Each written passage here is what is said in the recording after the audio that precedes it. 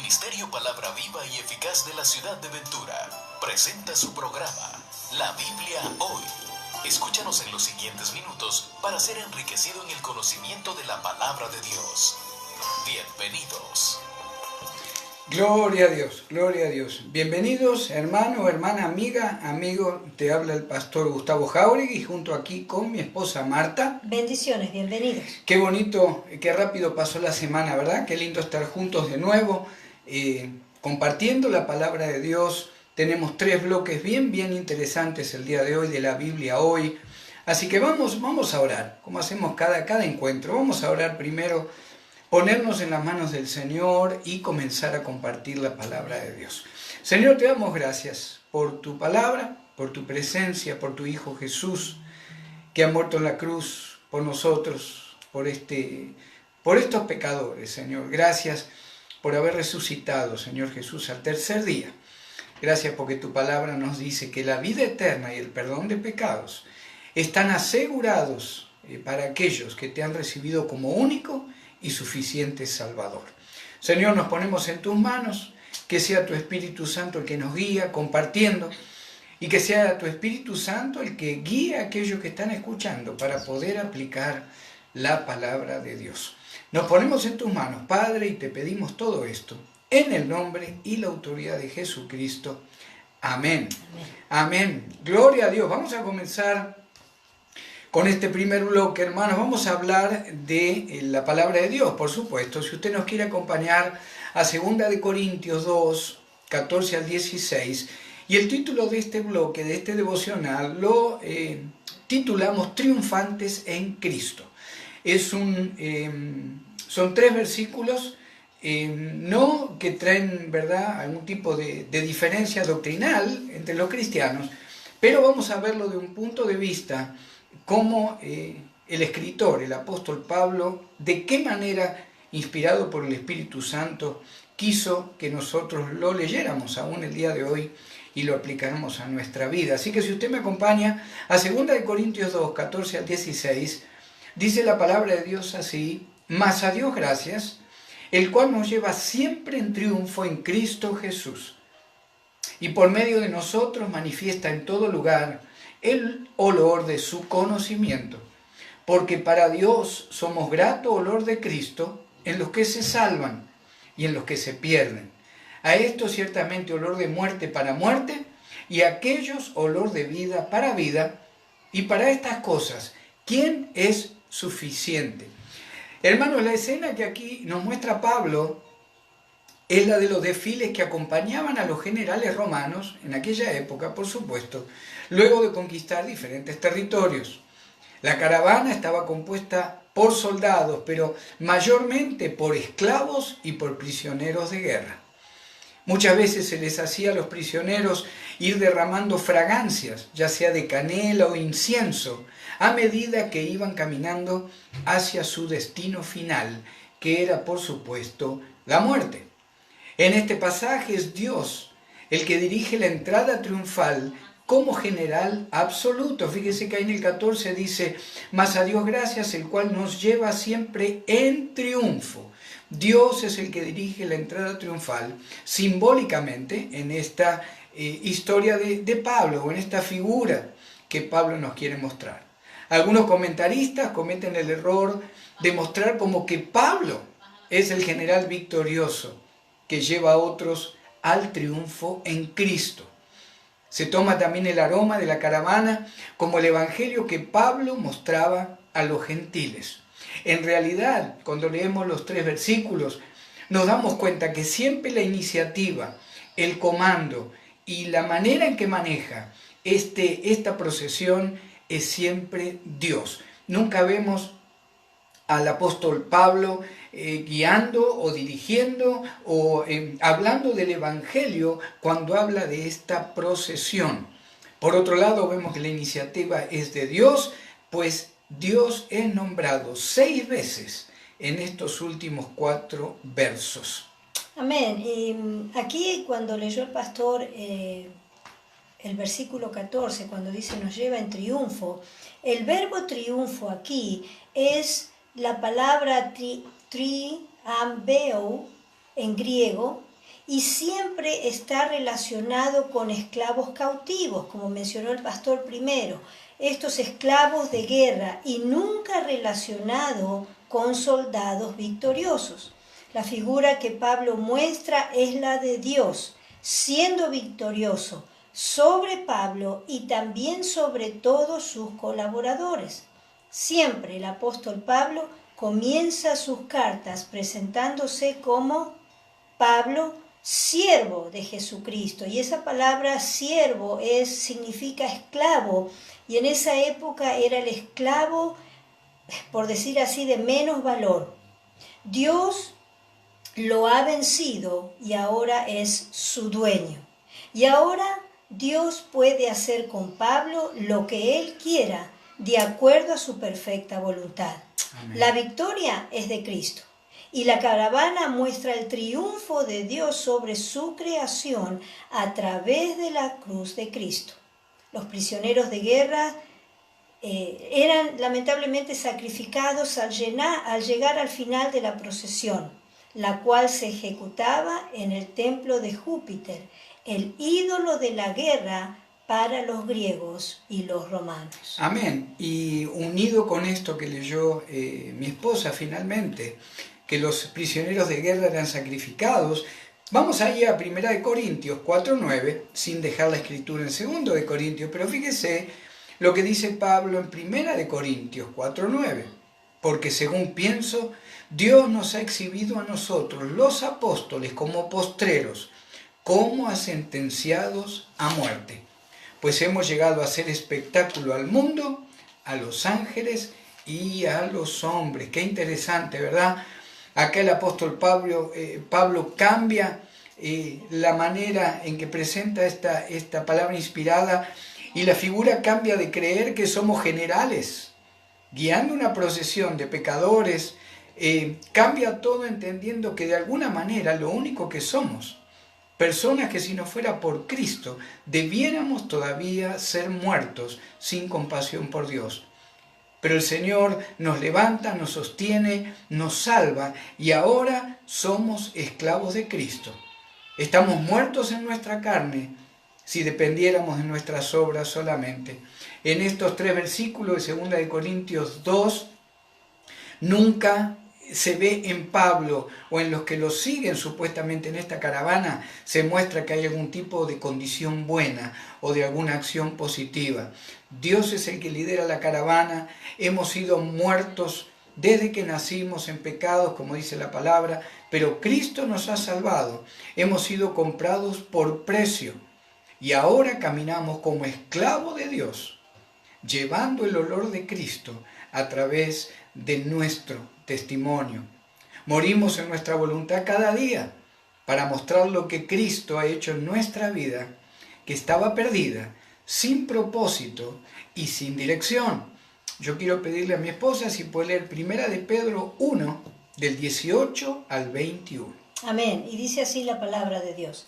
Sabiendo que fuisteis rescatados de vuestra vana manera de vivir, la cual recibisteis de vuestros padres, no con cosas corruptibles, como oro o plata, sino con la sangre preciosa de Cristo, como un cordero sin mancha y sin contaminación, ya destinado desde antes de la fundación del mundo, pero manifestado en los postreros tiempos por amor de vosotros, y mediante el cual creísteis en Dios, quien le ha resucitado de los muertos y le ha dado gloria, para que vuestra fe y esperanza sean en Dios. Amén. Y quiero repetirte esta última frase de lo que compartimos antes de los versículos de 1 de Pedro. Morimos en nuestra voluntad cada día para mostrar lo que Jesucristo ya ha hecho en nuestra vida, que estaba perdida, sin propósito y sin dirección. Amén. Y Dios nos lleva siempre en victoria, aunque a veces sea difícil verla con nuestros ojos físicos. El diario caminar trae pruebas, desalientos, dudas, trae desánimos, pero la victoria ha sido dada por Cristo. Y ahora caminamos tras Él, esperando pagar por el último pago del pecado, nuestra muerte física. Cristo triunfó en la cruz del Calvario. Y ahora, como dijimos recién, caminamos tras Él como siervos, como esclavos, pero llevando tras nosotros esa hermosa fragancia de salvación en Cristo. En el Antiguo Testamento la ofrenda quemada subía como Amén. olor fragante a Jehová.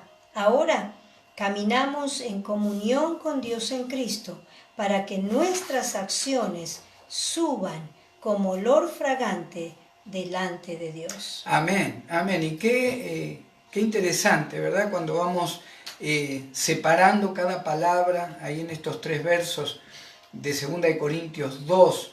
Fíjese que ahí en el versículo 14, 2:14, hay una palabra muy importante que es manifiesta o manifestar. La palabra en griego manifestar es panero y significa comunicar con precisión. Fíjese que el versículo 14 dice: más a Dios gracias, el cual nos lleva siempre en triunfo en Cristo Jesús, y por medio de nosotros manifestar en todo lugar el olor de su conocimiento. Ahí significa comunicar con precisión la palabra manifestar. ¿Qué nos está diciendo Pablo en el versículo 14?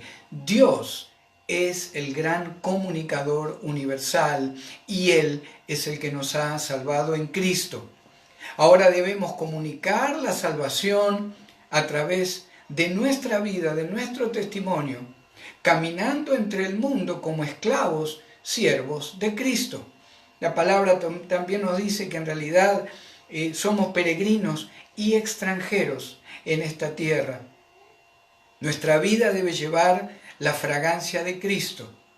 Ahora, ¿cómo cambia esto entonces ahora nuestra idea de lo que es servir a Dios? ¿Verdad? Muchas veces recibimos al Señor, comenzamos a congregarnos, se nos pide que sirvamos.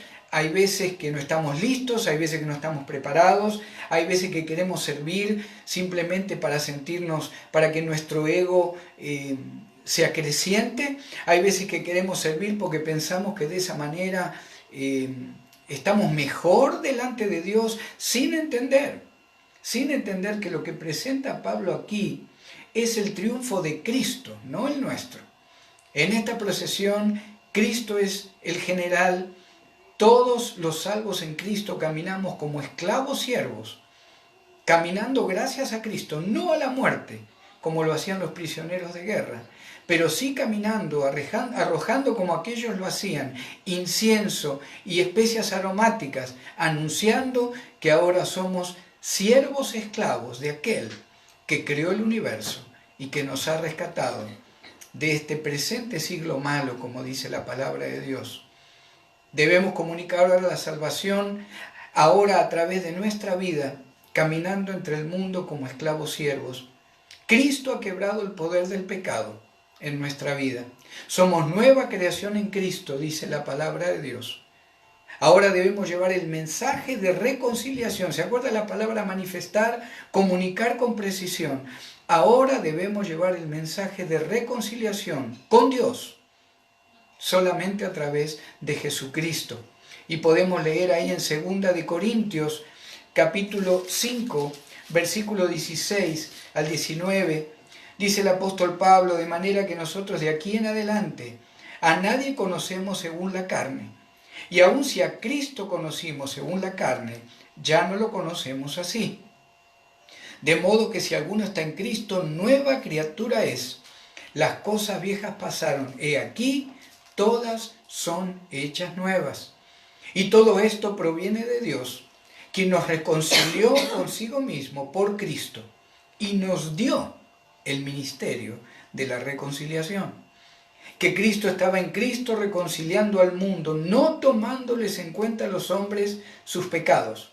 Fíjese qué interesante. Y nos encargó a nosotros la palabra de la reconciliación. Somos mensajeros en realidad de la vida y de la muerte. El resultado depende de qué decisión tome el que lo escuche, el Evangelio de Salvación. Estamos entendiendo la responsabilidad que tenemos en nuestra vida hasta que el Señor nos llame a su presencia. Creemos que no podemos hacerlo y que somos incompetentes. Moisés le dijo lo mismo a Dios allí en Éxodo 4:10. Pero el Señor le dijo, yo tengo ya a alguien que va a hablar por ti. Hermano, hermana, cuando el Señor te está pidiendo o mostrando que debes levantar un ministerio o servirlo de alguna manera, compartiendo el Evangelio con quien sea, no pongamos excusas.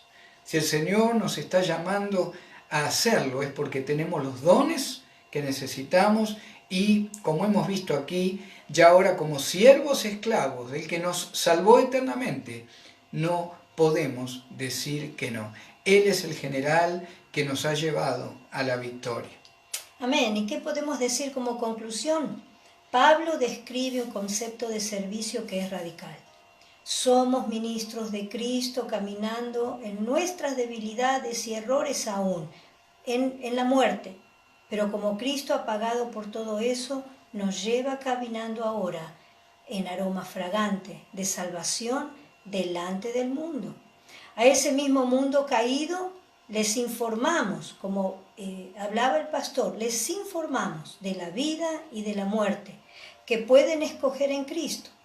Aunque creemos que no somos competentes para realizar este servicio a Dios, ¿verdad? Y hay que decir lo que es. ¿Quién es suficiente? El único que es suficiente es nuestro Señor, el Señor Jesucristo, y Él es el que nos da las herramientas para caminar de su mano. Tenemos su palabra, su oración, la oración, el Espíritu Santo y tantas herramientas que Él ha puesto en nuestras manos para hacer el trabajo que Él nos ha mandado. Amén. Y cerramos este bloque nuevamente con la preciosa palabra. Mas a Dios gracias, el cual nos lleva siempre, no cada tanto, siempre en triunfo en Cristo Jesús, y por medio de nosotros manifiesta en todo lugar el olor de su conocimiento. Porque para Dios somos grato olor de Cristo en los que se salvan y en los que se pierden. A estos ciertamente olor de muerte para muerte, y a aquellos olor de vida para vida. Y para estas cosas, ¿quién es suficiente? Gloria a Dios por la palabra, gloria a Dios por este devocional que el Señor nos ha permitido compartir. Terminamos este primer bloque en cuanto al estudio de 2 de Corintios 2, 14 al 16. Vamos a unos cortos anuncios y volvemos con la palabra de Dios y el programa La Biblia Hoy. Los esperamos, bendiciones. No te muevas, regresamos con más en La Biblia Hoy. Bendiciones. Les saluda el pastor Gustavo Jauregui del Ministerio Palabra Viva y Eficaz en la ciudad de Ventura. Si no tienes un lugar donde congregarte y vives en el condado de Ventura, quisiéramos invitarte para que nos visites. Estamos localizados en el 1555 Polly Street, esquina con Rincón Street, en la ciudad de Ventura. Nuestros servicios son los días martes y miércoles a las 6:30. Tenemos estudios bíblicos en los hogares. El viernes a las 7 de la tarde tenemos estudios bíblicos en la iglesia con grupo de varones, damas, jóvenes y niños. Y el día domingo a las 12 del mediodía tenemos nuestro servicio general. Para más información o si necesitas consejería bíblica, puedes llamarnos al 805-512-0558, 805-512-0558. Puedes encontrarnos también en Facebook, Gustavo Jauregui, Ministerio Palabra Viva y Eficaz. Bendiciones y los esperamos.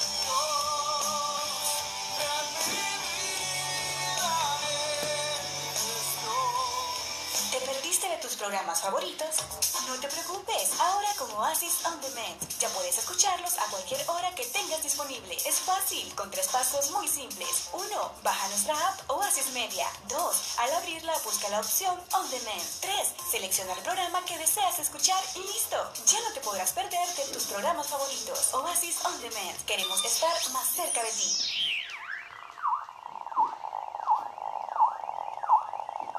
Estamos de regreso en La Biblia Hoy. Gloria a Dios, gloria a Dios. Bienvenido, bienvenido, amigo, amiga, hermano, hermana en Cristo. Seguimos con este segundo bloque, este segundo tiempo del programa de hoy, donde vamos a compartir algo relacionado con la familia. La semana pasada el grupo de mujeres de la iglesia junto con mi esposa tuvieron un encuentro, un desayuno, y ella compartió un devocional y varias hermanas, casi todas, realmente comentaron que fue de tanta bendición que decidimos traerlo también al programa.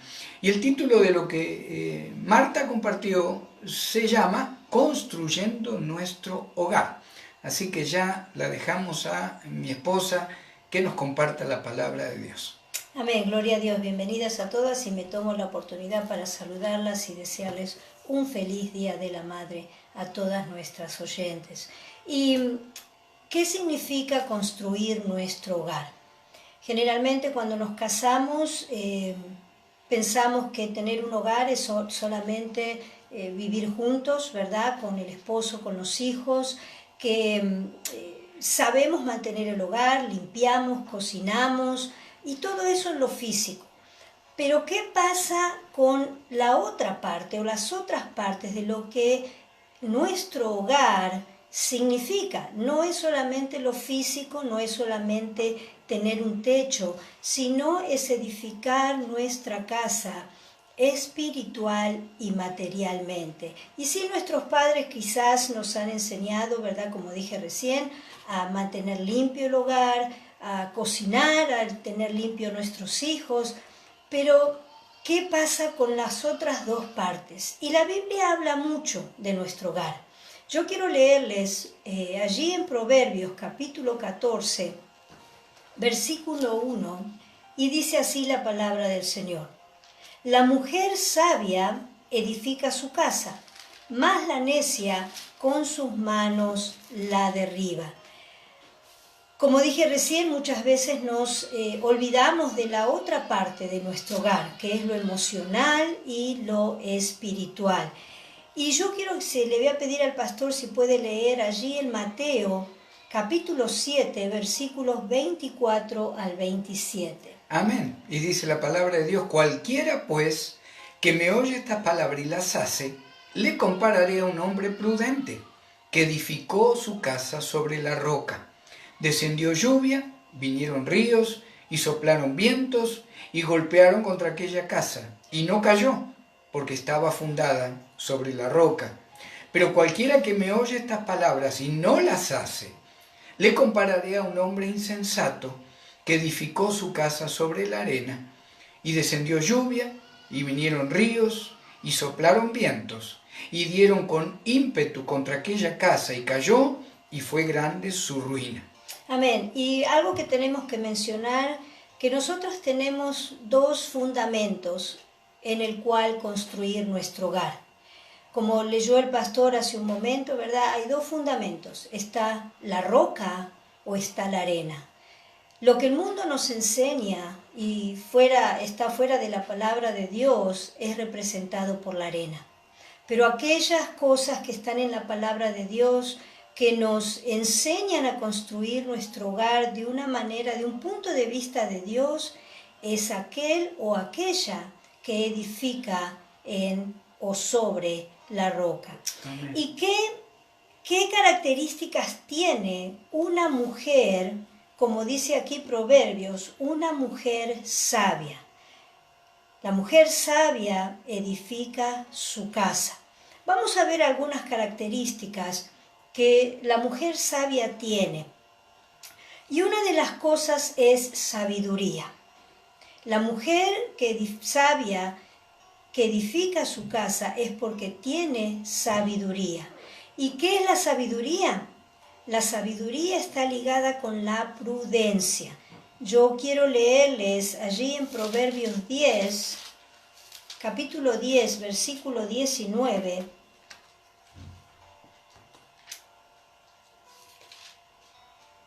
No, esa no es la cita. Sí, es la cita. Dice, en las muchas palabras no falta pecado, mas el que refrena sus labios es prudente. La sabiduría entonces tiene como consecuencia la prudencia. Y muchas veces yo he escuchado esto, ¿verdad? De mujeres jóvenes más que nada. ¿Cómo hago para obtener sabiduría? Si usted se acuerda, la palabra de Dios allí en Santiago capítulo 1, versículo 5 dice que aquel que tiene falta de sabiduría, que la pida a Dios y Dios la va a dar sin medidas. Amén. Otra característica de la sabiduría es tener humildad. Allí mismo en el capítulo 10 de Proverbios, capítulo 8, la palabra de Dios dice así: el sabio de corazón recibirá los mandamientos, mas el necio de labios caerá. Humildad es una de las características que tiene que estar en nuestra vida, en nuestro corazón, para poder llegar a edificar nuestro hogar con sabiduría. Amén. Otra característica es discernimiento. Yo le voy a pedir al pastor si puede leer Proverbios 14, versículo 8. Amén. Y dice así: la ciencia del prudente está en entender su camino, mas la indiscreción de los necios es engaño. Amén.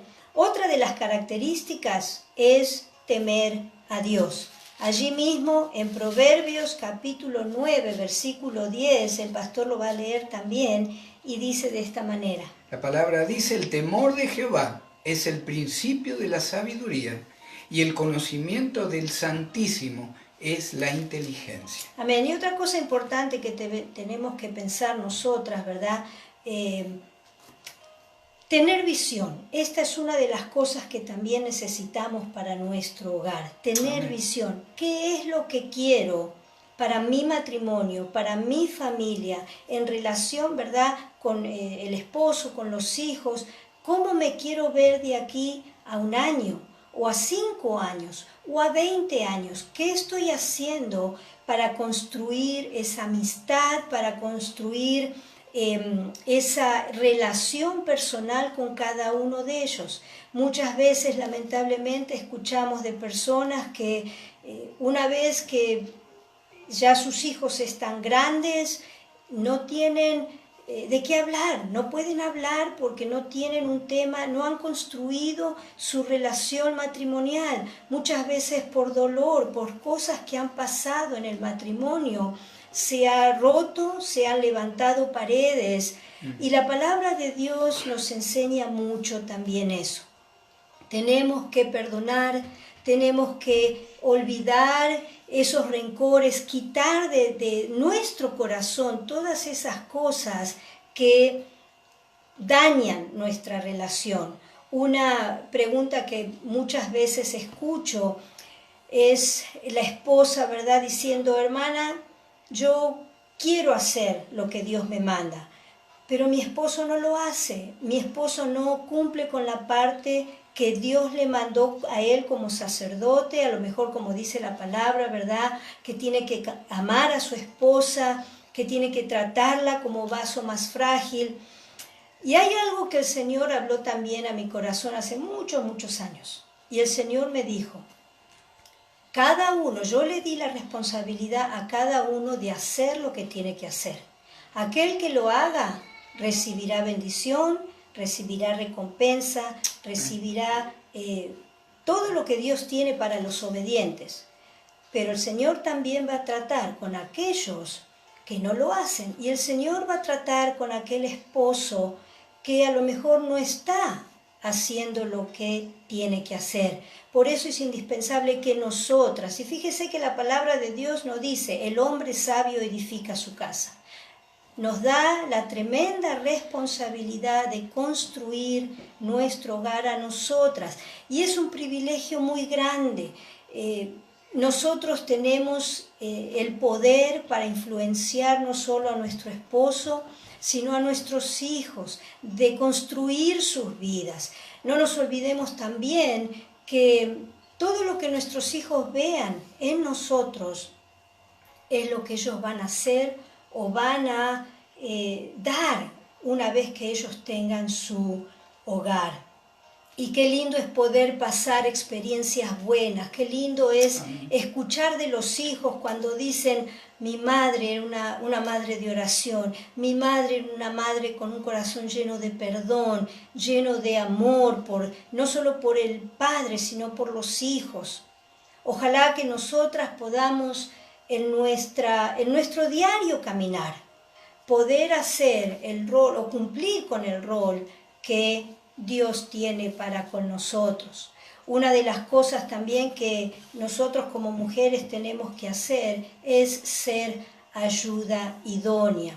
Allí cuando en Génesis Dios le dice, después que crea al hombre, que le iba a ser a él una ayuda idónea, significa que Adán no era capaz de alcanzar por sí solo todo lo que estaba llamado a hacer y a hacer. La palabra idónea encierra la idea de complemento, la ayuda necesaria para el trabajo diario, ayuda eficaz, compañía ideal, adecuada y al nivel de la necesidad del hombre. Y no solamente en lo emocional y en lo espiritual, sino también en lo físico. Muchas veces nosotras como mujeres olvidamos que nuestro esposo, si es cristiano, tiene la responsabilidad de un ministerio en el cuerpo de Cristo. Y nuestro trabajo, dentro de todo lo demás, es tratar de que nuestro esposo alcance a lograr o llegue a lograr ese ministerio que Dios puso en sus manos. ¿Qué estamos haciendo para que nuestro esposo pueda llegar a hacer lo que Dios lo llamó a hacer? Amén, amén. Y me gustó las 3 palabras que compartió Marta primero. Qué bonito en cuanto a la prudencia, la humildad, el discernimiento y el temor a Dios. Yo quiero leerte acá también un versículo que mi esposa tenía anotado en su trabajo, en su devocional, y es 1 de Timoteo 3:11, y fíjense que la palabra de Dios, también inspirado el apóstol Pablo en esta escritura, 1 de Timoteo 3:11 dice, las mujeres asimismo sean honestas, no calumniadoras, sino sobrias y fieles en todo. No sé si hay alguna palabra ya para cerrar este bloque de mi esposa, alguna última consejo en este pequeño bloque de cómo construimos o cómo construye la mujer cristiana su hogar, pero seguramente vamos a seguir tocando este tema en el futuro, pero yo sé que a lo mejor hay algunas palabras ahí de aliento de parte de Marta para la esposa que quiere construir su hogar sobre la roca. Amén. Y hay algo que nunca tenemos que dejar de hacer, es orar. Orar por nosotras, orar por nuestro esposo, orar por nuestros hijos, que podamos construir ese altar familiar en nuestro hogar, ese altar no solo con la palabra de Dios, sino en amor, en gozo, en alegría, en perdón. Es tan lindo tener unidad familiar y ojalá que todas podamos llegar a ser como madres, como esposas, como madres, lo que Dios quiere que cada una de nosotras seamos. Amén, amén. Segundo bloque, entonces, nos ha permitido el Señor terminarlo en cuanto a construyendo nuestro hogar, por supuesto, a través de la palabra de Dios. Vamos a unos pequeños anuncios nuevamente y vamos a entrar, si el Señor lo permite, después de los anuncios, en el tercer bloque vamos a hablar sobre profecía. Así que si usted, hermano o hermana, le interesa la profecía bíblica, vaya tomando lápiz y papel para poder anotar. Ya volvemos. No te muevas, regresamos con más en La Biblia Hoy.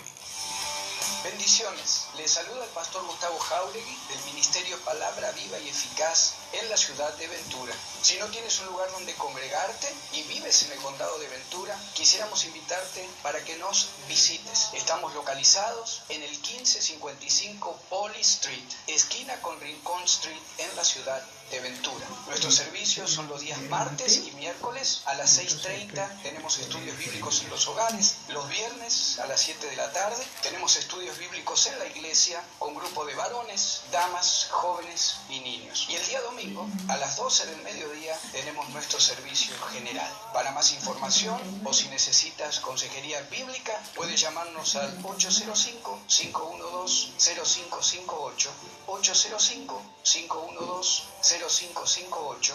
Puedes encontrarnos también en Facebook, Gustavo Jáuregui, Ministerio Palabra Viva y Eficaz. Bendiciones y los esperamos.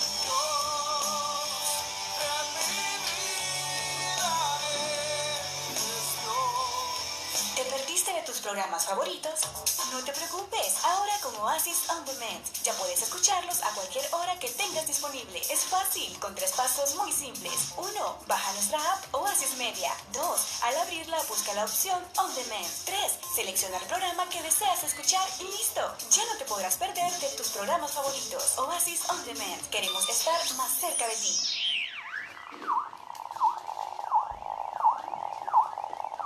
Estamos de regreso en La Biblia Hoy.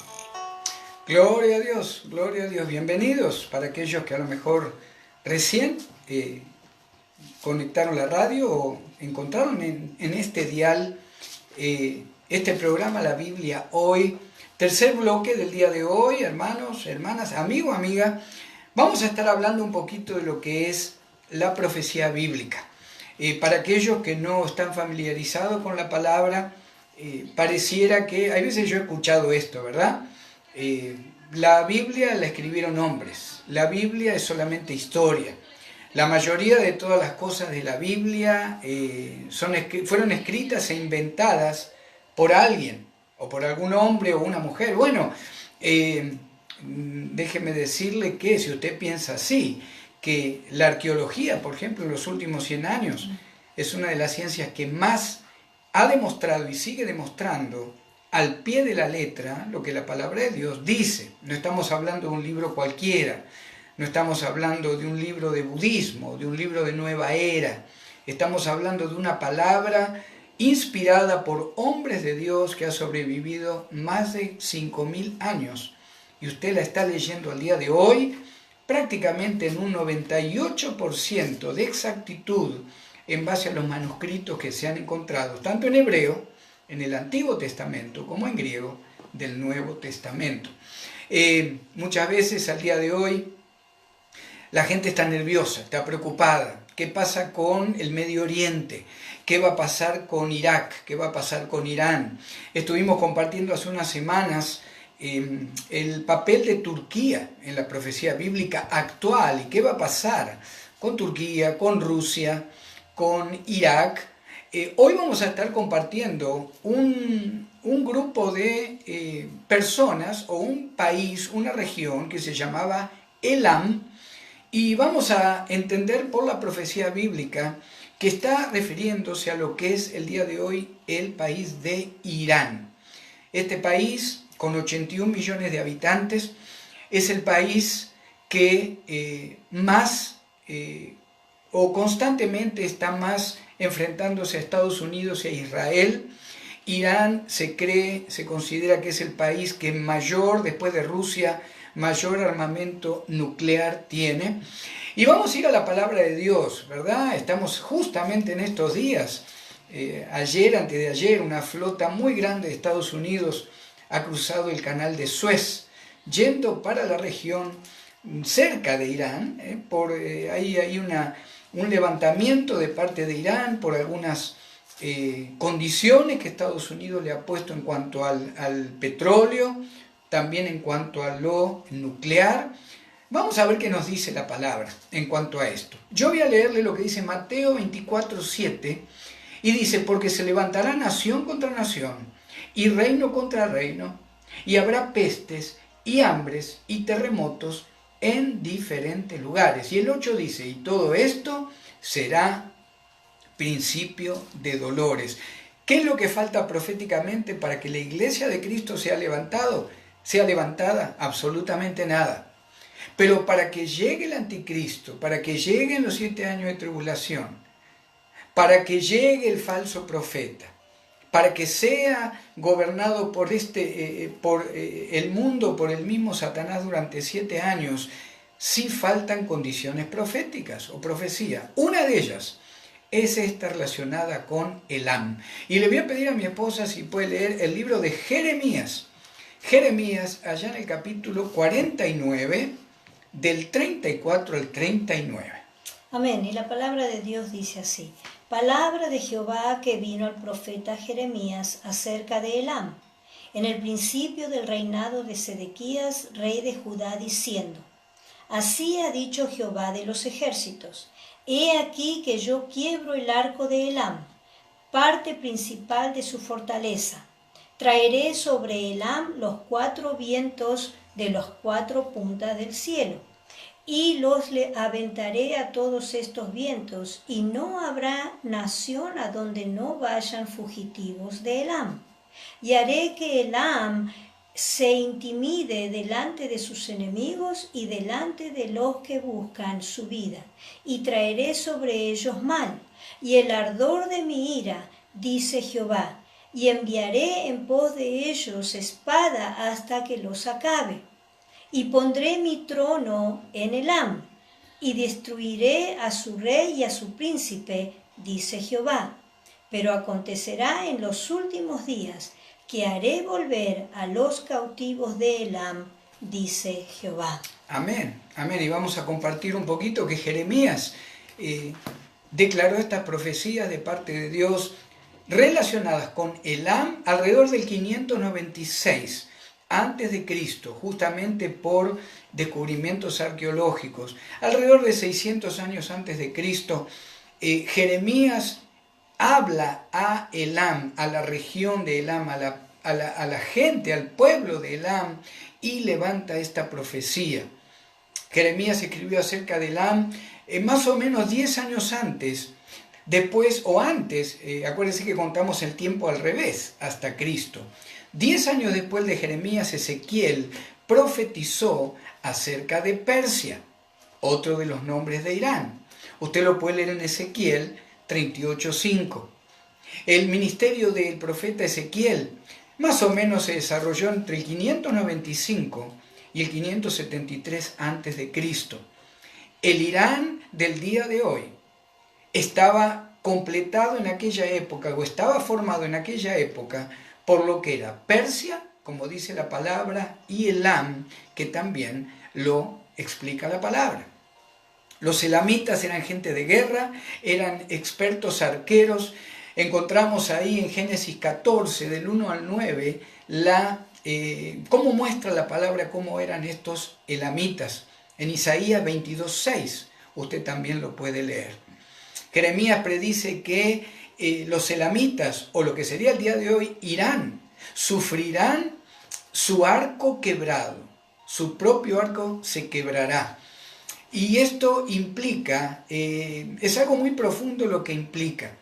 Declara que en realidad Irán, en su mayor poder, que es el poder nuclear al día de hoy, ahí mismo, por el poder de Dios, va a ser atacado. Ahora aparentemente atacado por nadie. Aparentemente el Señor va a permitir que un desastre suceda en algún reactor nuclear o en algún lugar nuclear de Irán. Hay un reactor nuclear que es el más importante, el más grande en Irán, que se llama Bushehr, y está puesto justamente, lo han construido en el corazón de lo que era el Elam del Antiguo Testamento. Es importante también reconocer que este lugar del reactor nuclear Bushehr se podría tornar en el más peligroso lugar para Irán. Irán está considerando que puede destruir cuando él quiere a Israel, que pueden destruir a Estados Unidos cuando ellos quieran a través de su poder nuclear. Sin embargo, en esta profecía de hace 2600 años atrás, se nos está diciendo que en el propio poder que Elam o Persia o Irán, como lo llamamos al día de hoy, en el mismo poder que confían, ese poder va a ser quebrado y va a ser destruida ese grupo o esa cultura o esa región. Quiero pedirle a mi esposa si puede leer de nuevo el 49:34. Vamos a ir ahora versículo por versículo en cuanto a la profecía. Amén. Y dice así la palabra de Dios. Palabra de Jehová que vino al profeta Jeremías acerca de Elam, en el principio del reinado de Sedequías, rey de Judá, diciendo. Amén. Y el rey Sedequías gobernó alrededor del 589 a.C. Otra vez estamos alrededor del año 600 a.C. Sabemos que fue un rey histórico, un rey real, se ha comprobado a través de la tecnología y a través de la arqueología. Sigamos con el 49:35. Así ha dicho Jehová de los ejércitos. He aquí yo quiebro el arco de Elam, parte principal de su fortaleza. Lo mejor de la fortaleza de Elam o Irán es el poder nuclear. Es decir, que destrozará el Señor la gran arma de Irán. Fijémonos que no es lo mismo quebrar una espada que quebrar un arco. Cuando se quiebra un arco, la flecha sale sin poder o se cae a tierra, o hasta la misma flecha puede lastimar, puede herir al que estaba por tirarlo. Aparentemente esta profecía, cuando se cumpla sobre Irán, es lo que va a suceder. El propio armamento nuclear va a ser vuelto en contra de aquellos que lo querían usar, en contra de, primeramente, el pueblo de Dios, Israel, y por supuesto también después en todos aquellos que no siguen la ideología del gobierno de Irán. Vamos al 49:36. Traeré sobre Elam los 4 vientos de los 4 puntos del cielo, y los aventaré a todos estos vientos, y no habrá nación a donde no vayan fugitivos de Elam.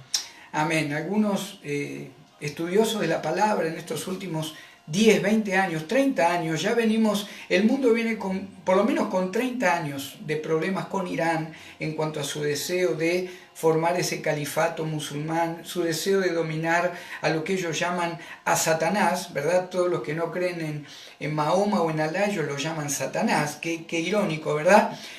Pero hace unos 30, 40 años, del 79, que el mundo está lidiando con esta nación, con Elam, con lo que era Persia, queriendo dominar el mundo. Acá lo que leyó Marta en el 36, dice que de los 4 vientos, desde los 4 puntos del cielo, va a producirse algo. Usted sabe, cuando se produce una explosión nuclear, cientos de millas a la redonda, de millas a la redonda, la gente no puede habitar, hay gente que muere instantáneamente. Muchos recordamos el desastre de Chernobyl, allá cerca de Rusia. El resto del mundo se están moviendo ya hoy a través de la ONU, a través de diferentes grupos políticos, se están moviendo para que Irán deje de construir sectores nucleares. Pero la profecía marca claramente que el Señor, aún a través de una situación climática, puede llegar a extender tremendamente esa explosión nuclear que va a afectar principalmente a Elam o al pueblo de Irán. Vamos a Jeremías 49:37. Amén. Y haré que Elam se intimide delante de sus enemigos y delante de los que buscan su vida, y traeré sobre ellos mal y el ardor de mi ira, dice Jehová, y enviaré en pos de ellos espada hasta que los acabe. Amén. Acá sí vemos que el Señor habla de espada. Quiere decir batalla, guerra, caballería, quiere decir invasión. Aparentemente, si bien ellos fabricaron las bombas o fabricarán esa supuestamente bomba nuclear, intentarán utilizarla, pero explotará a través del poder del Señor, el mismo poder con el que confía Elam, Persia o Irán, va a ser vuelta contra ellos mismos. Explotará ahí mismo, seguirán o comenzarán a huir de la radiación, pero aparentemente, como pasó también con algunas explosiones nucleares, como en Fukushima también, en Japón años atrás, diferentes grupos de diferentes países del mundo tienen que llegar al lugar con tecnología para frenar, para que esa explosión no alcance niveles que pueden llegar a destruir todo un continente. Irán, uno de los países más secretos en cuanto a ellos mismos, cómo se vive, de lo que hablan, cómo se maneja su política, cómo se maneja la manera en que expresan su religión o cómo toman castigo o represalia contra aquellos que no siguen su religión.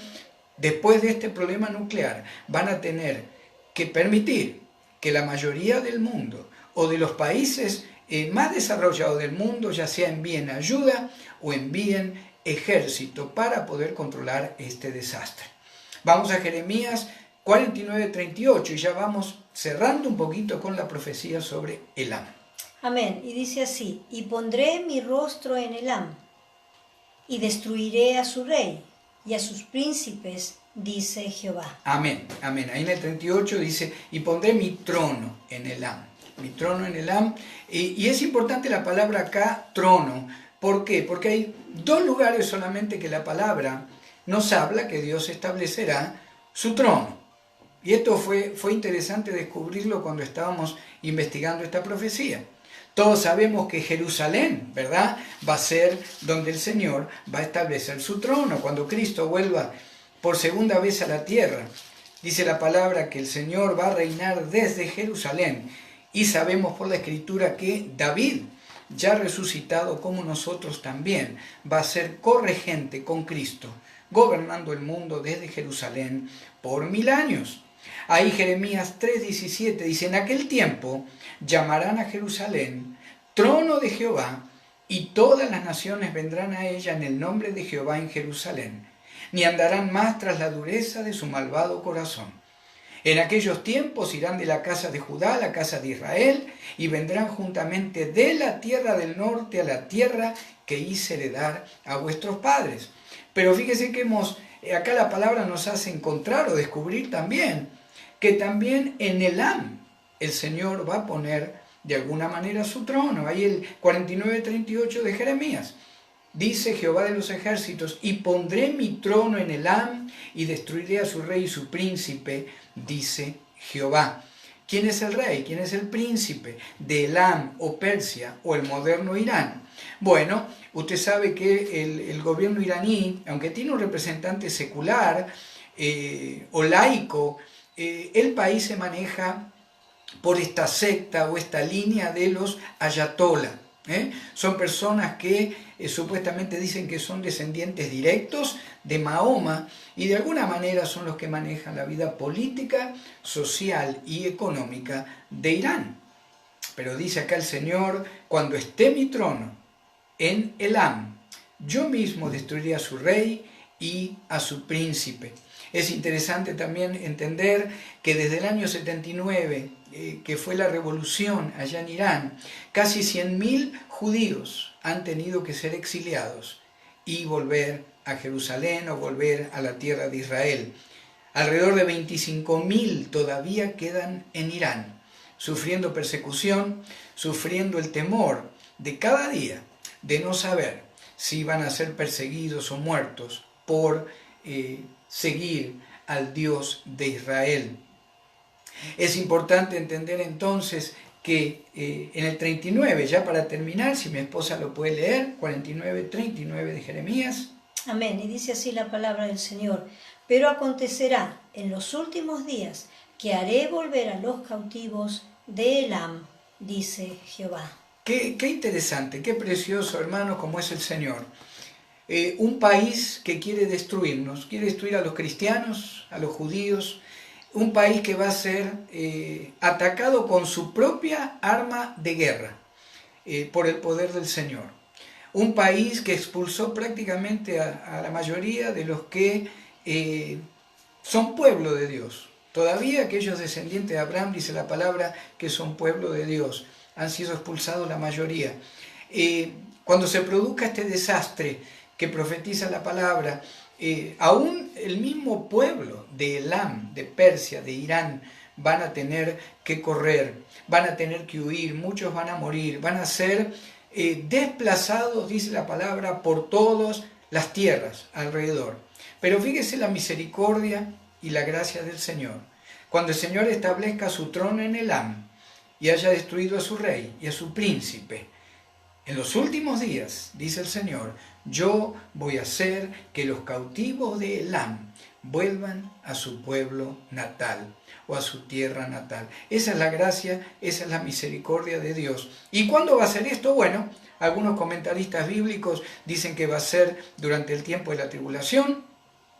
Nosotros personalmente consideramos que esto puede pasar en cualquier momento, de acuerdo a lo que está sucediendo socialmente y políticamente. Solamente el Señor lo sabe, pero sí sabemos algo. Israel nunca será destruida.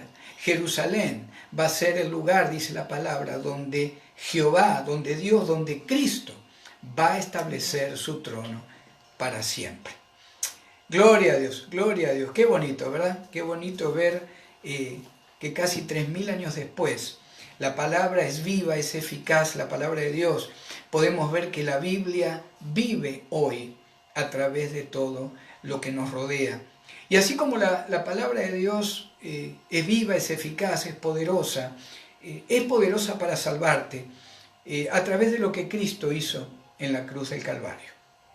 La palabra de Dios dice que a todos los que creen en su nombre, a los que creen que Dios le resucitó a Cristo, aquellos que lo confiesan como Señor, dice la palabra que son salvos. Dice allá el apóstol Juan en Juan 1:12 que a todos los que le han recibido les ha dado la potestad, la autoridad de ser hechos hijos de Dios. Yo sé que a lo mejor tú tienes una religión, yo sé que a lo mejor tienes sabiduría de la filosofía o de la nueva era o del budismo y está bien si tu vida ha llegado hasta este punto y tú tienes ese tipo de creencia. Pero déjame decirte algo así. En el primer bloque compartíamos, cada cristiano, cuando le habla a alguien de Cristo, está llevando olor de vida o olor de muerte a la persona. Déjame decirte que el que no tiene a Cristo, el que no lo ha recibido como único y suficiente Salvador, no interesa qué religión tenga, si no lo tiene como único y suficiente Salvador, dice la palabra, no va a haber la eternidad con Cristo.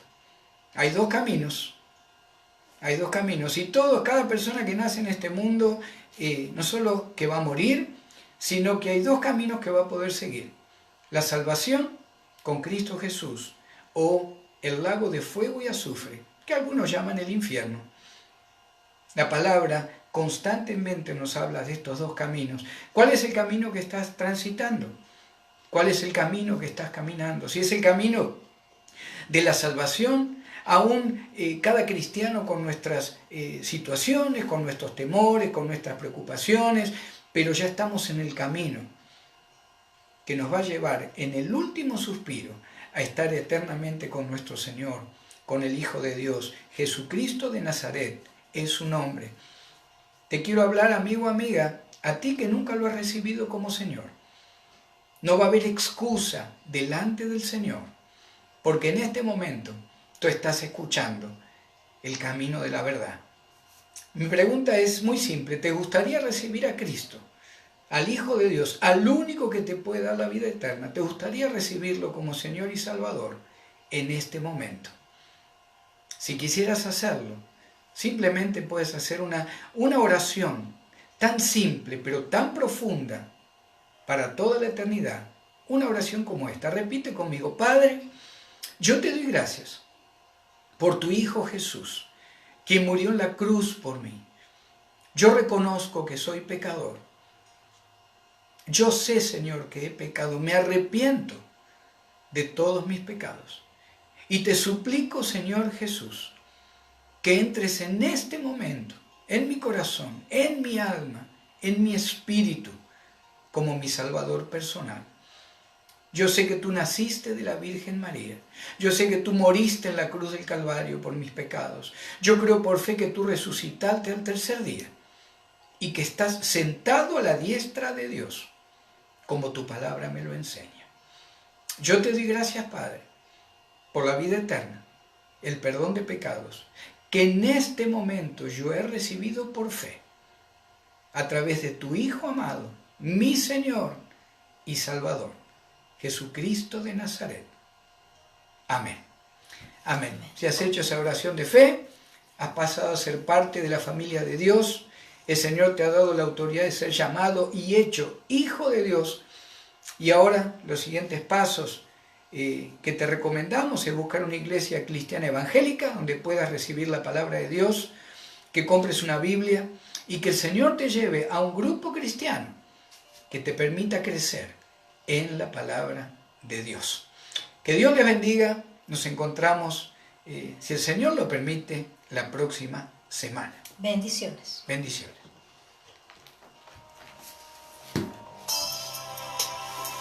Este ha sido tu programa, La Biblia Hoy, traído por Ministerio Palabra Viva y Eficaz. Si este programa ha sido de bendición y quieres contactarnos, puedes hacerlo al 805-512-0558, 805-512-0558, o puedes